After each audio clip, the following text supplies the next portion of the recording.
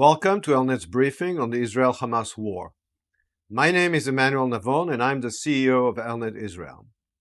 The United Nations Security Council is debating a draft resolution that seems innocent in its call for more humanitarian aid to Gaza. But let's take a closer look at this draft resolution. First, the draft resolution calls for an extended humanitarian pause. Such a pause would only serve the interest of Hamas to be able to further embed itself within the civilian population, move hostages to new hiding places, and rearm itself against Israel.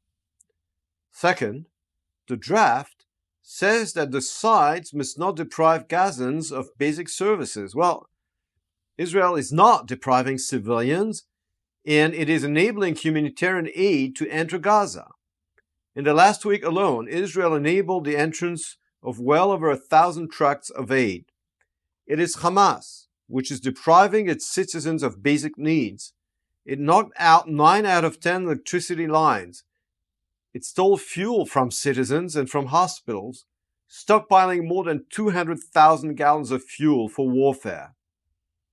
It uses humanitarian aid intended for Gazans in order to build its terror infrastructure.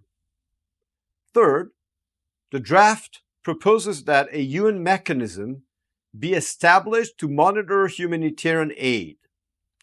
Given the shameful track record of the UN, including the ongoing inability to stop violations of Resolution 1701 by Hezbollah, or the use of UNRWA facilities by Hamas, the UN cannot be trusted to ensure that Hamas will not exploit the truckloads of aid for its own terror uses.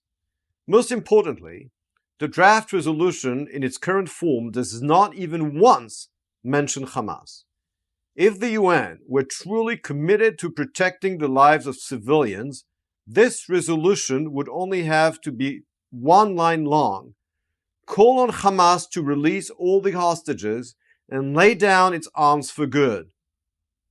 For these reasons, we call on Western allies, and in particular, the European members of the Security Council, to reject this resolution outright, or at least to abstain.